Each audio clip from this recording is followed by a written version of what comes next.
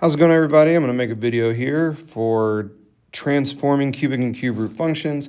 Very similar to what we've already seen with transforming quadratic and square root functions. So I'm just going to jump right into it, and yeah, you'll see what I mean as I go through this. So as we saw with square root, every time we get a new function, we are going to be dealing with a new set of key points. So the first one I want to talk about is the cubic function. A cubic function, you can see it right there, is x to the third power.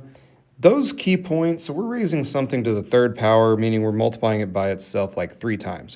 So if I start off with, say, a point like -2, what I'm going to be working on in my output, so my input is -2, which means I've got to take -2 and raise it to the third power.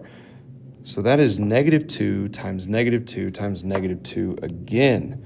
-2 times -2 is +4, all right, because it's negative times negative. And if I multiply it by -2 a second time, it's going to go back to being negative. So -2 times -2 is 4. 4 times -2 is -8. And we have some other points. These are going to be our starting x values here, our inputs. And each time we're going to take those and we're going to raise them to the third power. -1 times -1 is +1. 1 times -1 is -1. So that goes back to being -1. 0 to any power is going to stay 0. 1 to the third power. So think about that. That's going to be 1 times 1 times 1. Well, anything times 1 stays itself, let alone 1. 1 times 1 is 1, times 1 again is 1. And then 2 to the third power. 2 times 2 is 4. 4 times 2 is 8. So whenever you're dealing with negative numbers and you're raising it to the third power, your output is negative. Whenever you're dealing with positive numbers and you raise them to the third power, your output is positive. These are coordinate points that I'm going to graph on the coordinate plane now. -2, -8, -1, 1, 0, 0, 1, 1, and 2, 8. And you can kind of see it sort of has like a S-ish curve to it, kind of. So this graph is going to go up, kind of flatten out for just a second through that 0, and then curve up through that last point. And that is a cubic graph. All right, to the best of my ability. Domain and range. Domain, we still are going to go from left to right, and you'll notice that I was able to put in positives and negatives here. My graph goes down slowly, but it does go to the left infinitely and to the right infinitely. So my domain is going to be all values from -infinity to +infinity. My range is also going to be all values from -infinity to +infinity. This is a kind of newish look for us, but you'll notice that this graph is going down. It's also going up, and it goes infinitely down and infinitely up. So if I'm going from bottom to top, I'm going from -infinity to +infinity. All right, now we are going to look at the inverse of this function. Okay, just like square root was the inverse of x squared, the cube root is going to be the inverse of x cubed. So this function is known as the cube root function. And just like with square roots, you're going to notice that our x's and y's just kind of trade places. My key x values are now -8, -1, 0, 1, and 8. And my y values are going to be the cube roots of these numbers. If I take the cube root of -8, it looks like that. Okay, and I'm asking myself, what number, if I had 3 of them, would give me -8? So what number times itself equals -8? And of course we know that the answer to that is -2. Because it's the opposite of over here. If -2 cubed is -8, then the cube root of -8 goes back to being -2. And we can kind of follow that pattern through the rest of these. The cube root of -1 is -1. The cube root of 0 is 0. The cube root of 1 is 1. The cube root of 8 is 2. Again, asking ourselves what number, if we had 3 of them, would equal 8. And we know that 2 cubed is 8. All right, so we got some new coordinate points here, and you're going to see that it's a similar shape, but kind of like rotated, turned on its side, reflected diagonally. It's going to look similar to the one that we just had. So -8, -2, -1, -1, 0, 0, 1, 1, and 8, 2. So this time, it's a very similar shape. However, the graph is now sort of has more like a left to right trajectory. Okay, so whereas our cube root kind of looks like it goes mostly up, that's our cubic function. Our cube root kind of looks like it goes side to side. So definitely something to distinguish, because you are going to be seeing both of these functions throughout these notes, throughout the homework. So you're going to want to make sure that you distinguish between the two. And it's pretty simple. You just look at it, and if your graph, your function, has a cube root in it, it's a radical. We call this little square root sign. It's not a square root, it's a cube root. Call that little squiggle there a radical. If that radical has a 3 in its nook, then it's a cube root. So you're going to start with these key points. If it has a 3 as an exponent, then it's a cubic, and you're going to start with these key points. You'll see that whenever we move on to these examples in a second. Before I do that, let's talk about domain and range. We can look at this graph and we can see it starts at -infinity, it ends at positive infinity. So that's a graph that goes infinitely to the left and infinitely to the right. And just like with our cubic function, our range also goes infinitely down and infinitely up. So this goes down very slowly, but it does indeed go down. And this one goes up very slowly, but it doesn't indeed go up infinitely. So we go all the way to positive infinity over here, and then this one eventually makes it down to negative infinity. Okay, those are our starting points. Those are our graphs. And of course, what are we going to do with them? We are going to transform them. We're going to move them around this coordinate plane. We're going to stretch and compress them, just like we have with the other ones. So first up, we'll look at this one. Look at there. Got the little 3, little exponent. So this is a cubic. It's a cubic. Our kind of transformation formula with it looks like this. Very familiar. Still have an A value. Stretches, compressions, reflections. Still have an H value. That H with our X is still a liar. So with this +2 here, guess what? It's going to go left. It's going to go in the negative direction 2 units. And then we got our +K. All of these things doing the exact same things that they were doing in the previous sets of notes with quadratics and square roots. So what do we have here? We have an H value.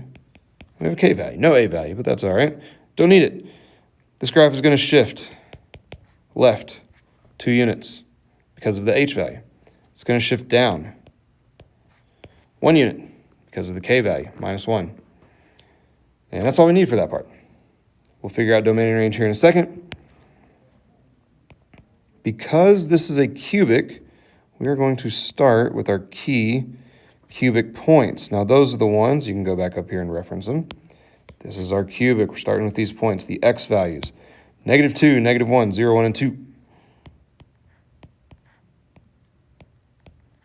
And the Y values are those numbers raised to the 3rd power. -2 cubed is -8. -1 cubed is -1, 0 times 0 times 0, 1 times 1 times 1, 2 times 2 times 2. All right, those are our key points, starting table. We're going to transform them in the exact same way we have with our other functions. I'm going to correct the lie. So if my function says x plus 2 in it, my table is going to say x minus 2, and that's going to move our graph to the left 2 units. The k value doesn't lie to us. If I have a -1 there, I'm going to have a -1 in my table. Again, we didn't have an a value, so I don't need to multiply by anything right here. All right, let's look at our original x values. -2, -1, 0, 1, and 2. We're going to take away 2 from each one of those. -2 minus 2 is -4. -1 minus 2 is -3. 0 minus 2 is -2. 1 minus 2 is -1, and 2 minus 2 is 0. So once more, we're taking each one of these numbers and subtracting 2 from it. -2 minus 2, -1 minus 2, 0 minus 2, etc., etc. Now our y values. We're going to subtract 1 from each of those. Negative 8 minus 1 is negative 9. Negative 1 minus 1 is negative 2. 0 minus 1 is negative 1. 1 minus 1 is 0. And 8 minus 1 is 7. So I'm taking these numbers and subtracting 1. Negative 8 minus 1. Negative 1 minus 1. 0 minus 1. Negative 1. 1 minus 1. 0. 8 minus 1. 7. Okay, so we got our new x values. We got our new y values. That means that we can graph them on our coordinate plane. Negative 4. Negative 9. I'm going to go back 4. I'm going to go down 9. Put a point right there. Negative 3, negative 2. Back 3, down 2. Negative 2, negative 1. Left 2, down 1. Negative 1, 0. And 0, 7. There you go, folks. Those are our new points, and we're going to do our best to connect the dots in a somewhat cubic shape manner there. That's about as good as it's going to get. Domain and range doesn't change. If your parent function has a domain of negative infinity to positive infinity, and your range goes from negative infinity to positive infinity, then all your functions, no matter where they're transformed to, are going to keep that domain and range. So pretty much all real numbers there for domain and range. There you go. You can see how this graph, right? We said it was going to go left 2 and down 1. Well, usually our graph is right here, and then it went left 2 and down 1, and now it's right here. So there you go. That kind of pivot point goes from 0, 0, left 2, down 1. All right, we're going to do one more. This one has a reflection and a stretch in it. We got 4 transformations in this next one. We have a vertical reflection. So the reason we have a vertical reflection is because our a value is negative. Now it's a negative 3, so not only does it do a vertical reflection, that's what the negative does, the negative makes it reflect, the 3 creates a vertical stretch. We're going to be really specific with this and say that it is a stretch with a scale factor of 3. That tells us how big that stretch is. All right, so that negative 3, does 2 things. A reflection, because it's negative, and a stretch, because of the 3. Then we have an h value, minus 1. Well, that minus 1 is going to shift us in the positive direction. Right 1 unit. And that minus 4 is going to shift us down 4. That's our k value. So notice that this is a cube root. So our roots are going to have radicals in them. That's what this little squiggly is called. And the cube root has a little bitty 3 in the nook of that radical. So if I was going to come up with a transformation formula for this one, it would look something like this. The h and the x are inside the cube root together, lying no doubt. Our a is out front, our k is at the end. And yeah, I feel like we're getting pretty used to this by now. A out front, h with the x, k at the end. Same pattern. Okay, so what is that going to do? That is going to take our key points. This time, the cube root key points. A little different than the cubic key points. This time our x values are negative 8, negative 1, 0, 1, and positive 8. And the y values are the cube roots of these numbers, which would be negative 2, negative 1, 0, 1, and 2. New table. All of our x values are going to increase by 1. Remember that your table corrects the lie. So if in your formula you have x minus 1, then your table is going to be x plus 1. And our a values really coming into play here. We're going to have a negative 3 times all of our y values and then minus 4. It's going to be fun. All right. So x minus 1 up here, x plus 1 down here. That means that every single one of these numbers is going to increase by 1. Negative 8 plus 1. Negative 8 plus 1 is negative 7. Negative 1 plus 1 is 0. 0 plus 1 is 1. And looking at these numbers right here, 1 plus 1 is 2, and 8 plus 1 is 9. And then we go to our y values. Look here. Our y values are going to be multiplied by negative 3 and then have 4 subtracted from them. So -2 times -3 is +6. 6 minus 4 is 2.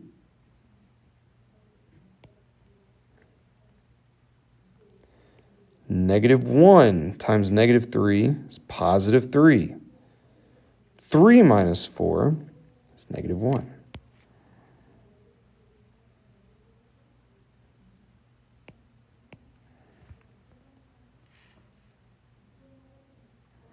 Zero times -3 is still 0. 0 minus 4 is -4.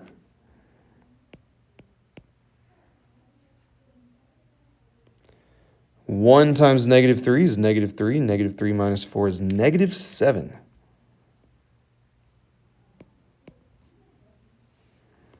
And then 2 times -3 is -6.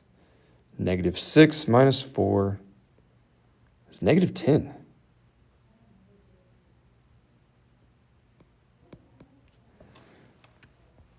All right, there are our new coordinates. -7, 2. 0, -1. 1, -4. 2, -7. Yeah, look at this shape. And then 9, -10. That's way over here. Okay, so remember, right? What does this graph kind of look like at the beginning? This is a cube root graph. It's kind of side to side. So to go through these points, our shape ends up looking, well, kind of like this. Comes down like that. So we're going to do that a little bit better. And then kind of does that. It's not really an S-curve this time, huh? It's kind of a backwards S-curve, but you can see it sort of comes from the side down through those 3 points and then starts kind of drifting out to the right again after that. And there's your points. There's your graph. That's what it looks like. Domain. Pretty easy domain and range for these two functions. They go infinitely up and infinitely down. They go infinitely left and infinitely right. But that's it, my friends. Well, I'm out today. If you have any questions, hopefully I'll be back tomorrow and you'll be able to see me in tutoring. If not, shoot me an email and I'll try to get back to you. Otherwise, wait for me to get back and I will see you in class.